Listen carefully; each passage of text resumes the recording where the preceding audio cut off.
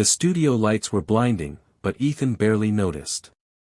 His palms were damp, his heart pounding as he stood center stage of the televised singing competition. To the judges and audience, he looked like just another hopeful chasing a dream, yet his eyes kept flicking toward the front row, where an empty wheelchair sat, its cushion untouched. The host, sensing something unusual, stepped closer and asked why he was here.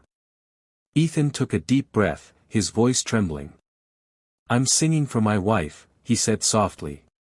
"She's been in a coma for 7 months." A hush fell over the room. The murmur of whispered conversations faded to nothing. The bright, glittering stage felt suddenly intimate, the kind of place where truths too heavy for everyday life could be spoken out loud. Ethan explained no further, he didn't have to. The way he held the microphone, the way his gaze softened when it landed on the wheelchair, spoke louder than words. The judges shifted in their seats, their usual skepticism replaced by something quieter, more vulnerable. People in the crowd leaned forward, their curiosity now mixed with an ache in their chests.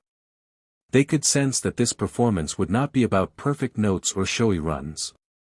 It would be something deeper, a love story carried in melody, a vow kept through pain, a hope so stubborn it refused to die.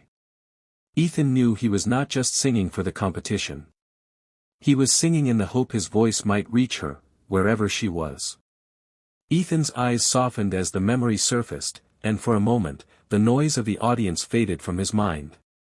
He could still see her, Lily, on their wedding day, standing in the warm glow of golden light, smiling through happy tears as he sang the song he had written just for her. Music had always been their language, their way of saying what words alone could not. In quiet mornings, while the coffee brewed, he would hum in the kitchen and she would join in, laughing at how he always went off-key on purpose just to hear her scold him playfully. Then came the accident, the phone call that shattered the world they had built. She was left in a coma, her body still, her voice silent. The doctors said she might never wake up. But Ethan refused to believe it. He remembered how she once told him, "Your voice feels like home." So he made her a promise, every morning, no matter what, he would sing to her. And he did. Day after day, in the cold, sterile hospital room, his voice would fill the space, soft and trembling, hoping that somehow, she could hear him through the haze. It wasn't just habit, it was a lifeline. Each note was a prayer, each lyric a reminder that she wasn't alone. Now, standing on the biggest stage of his life, he wasn't here for fame or applause. He was here to sing the same song, and maybe, just maybe, to bring her back. The lights dimmed, and the first gentle notes from the piano floated into the air. Ethan closed his eyes, gripping the microphone as if it were the only thing keeping him steady. The crowd had gone silent, the kind of silence that feels almost sacred. He drew in a shaky breath and began to sing. His voice wasn't perfect, it wavered, cracked in places, but it carried something no vocal coach could teach.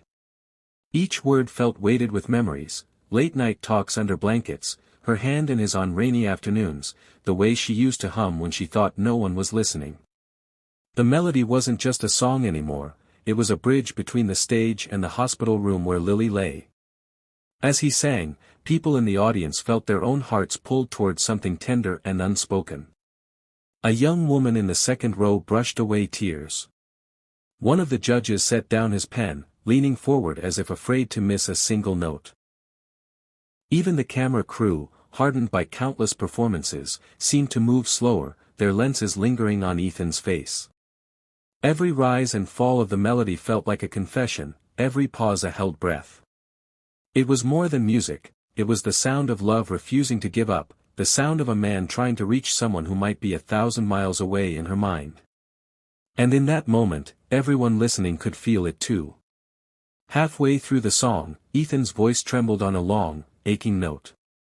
Backstage, a stagehand's headset crackled with a voice from the lobby, urgent, breathless.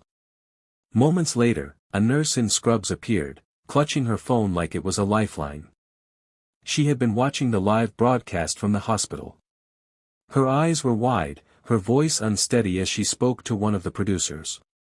She She moved, the nurse said, barely able to catch her breath.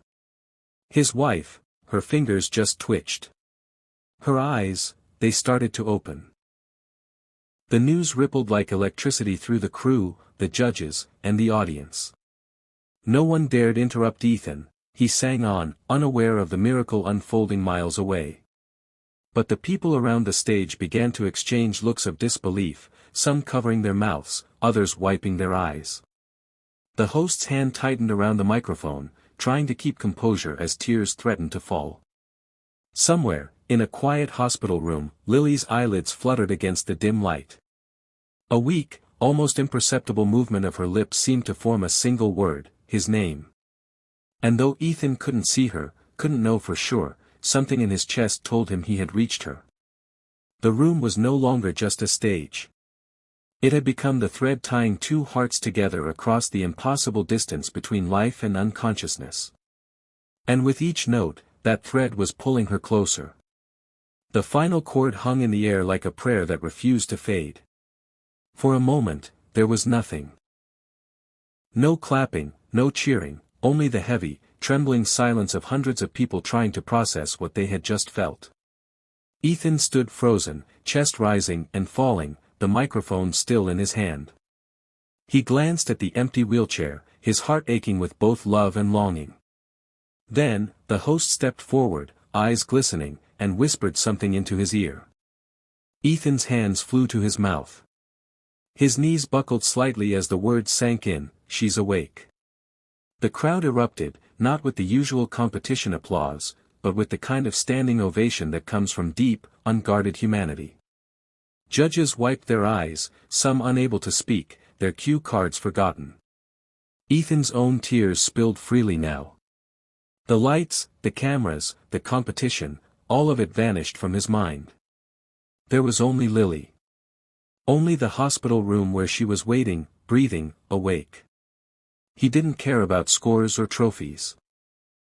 All he wanted was to run to her, to hold her hand, to finish the song in the place it mattered most, right beside her bed. And as he left the stage to the sound of an audience still on their feet, one thing was clear, this wasn't the story of a man chasing fame. It was the story of love that sang across the silence, and was finally heard.